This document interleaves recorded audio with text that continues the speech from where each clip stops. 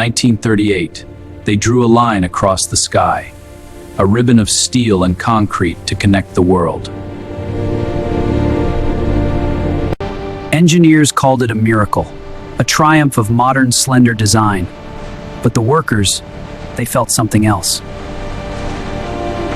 Even while they built it, the bridge hummed, a low-frequency song that vibrated through their boots. July 1st, 1940, the ribbon was cut, thousands crossed, but within weeks, the locals gave it a name. Galloping Gertie, because when the wind blew, the steel didn't stand still, it danced. It started as a gentle ripple, a roller coaster made of concrete. Drivers would lose sight of the car ahead of them in the dips. The experts said it was safe.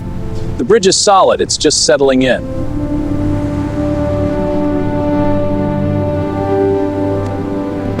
But physics doesn't listen to promises. The vibrations were loosening the very bones of the structure.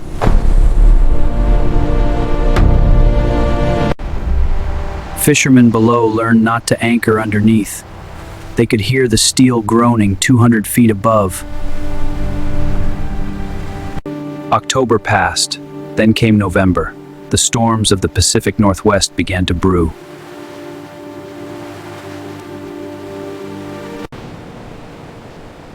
A low-pressure system was tracking straight for the Narrows. It wasn't a hurricane. It was just a steady, relentless wind. The sun rose on November 7th, but the light was gray, and the air was moving.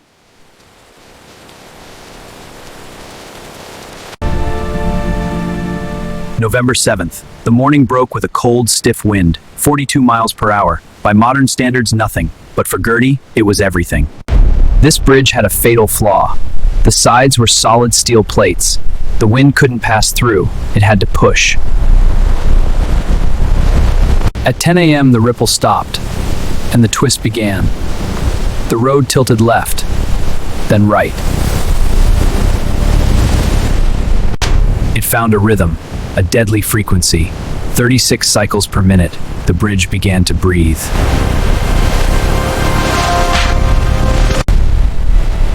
Traffic stopped. Drivers stared in disbelief as the road ahead of them rose into the air like a wall. On the shore, Barney Elliott set up his camera. He knew he was about to film history, or a tragedy. 10:30 a.m. The tilt increased to 25 degrees. The steel groaned, a sound like a screaming train. The concrete couldn't flex like the steel. It began to crack, small fissures opening and closing like mouths. Authorities closed the bridge. No one else would cross, except for one car that was already halfway there. Leonard Coatsworth was trapped in the center. The tilt was so steep his car was sliding toward the edge. He knew he had to leave the car. He opened the door and was thrown onto the pavement.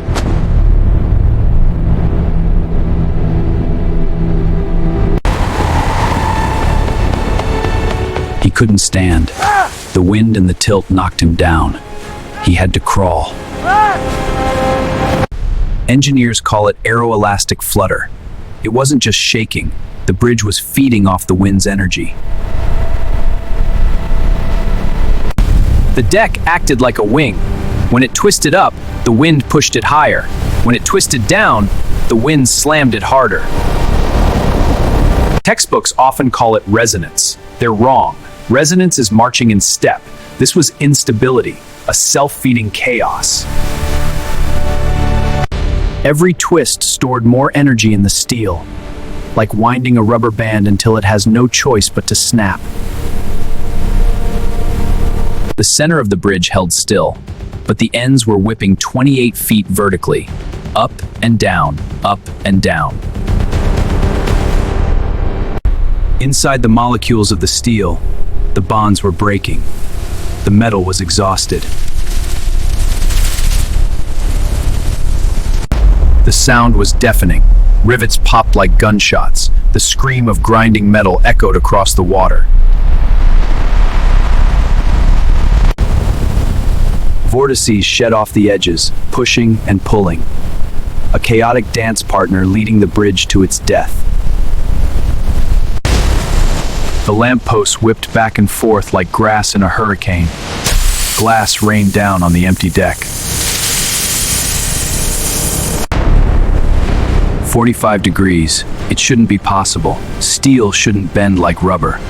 But it did. The main cables held the weight of the Titanic. But they weren't designed to be twisted.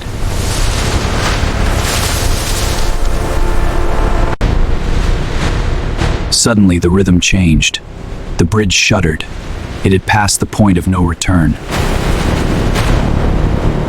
Back on the bridge, Leonard was fighting for his life. The car was a cage sliding toward the abyss.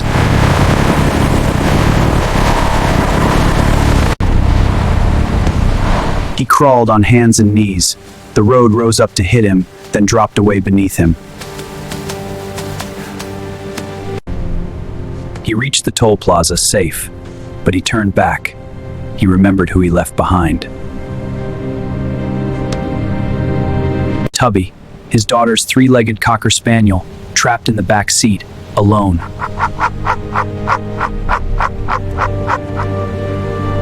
Professor Farquharson, an engineer documenting the collapse, saw the dog. He ran back out onto the dying bridge. He reached the car. He fought the gravity. He yanked the door open.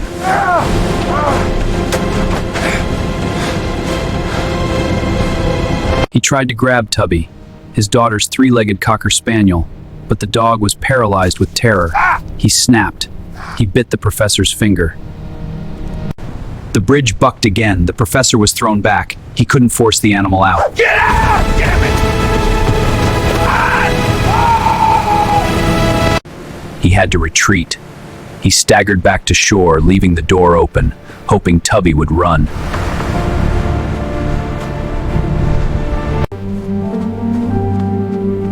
But Tubby didn't run. He curled up on the seat, waiting for his master. 11 a.m. The torture had lasted an hour. The bridge had nothing left to give.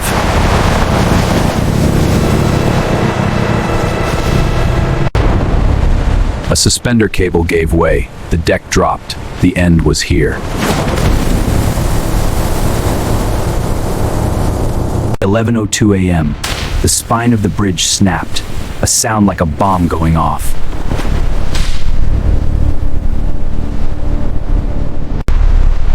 The center span broke free. 600 feet of concrete and steel surrendered to gravity. The car fell with it. Tubby fell with it, down into the freezing waters of the Puget Sound. The splash rose high into the air, and then the water closed over the wreckage. The side spans suddenly lightened, shot up into the air. They bounced for hours, echoing the disaster. Then, silence. The Galloping Gertie was gone. Only the two towers remained, like tombstones.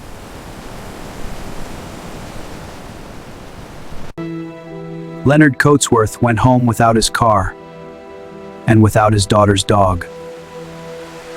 He was reimbursed $450.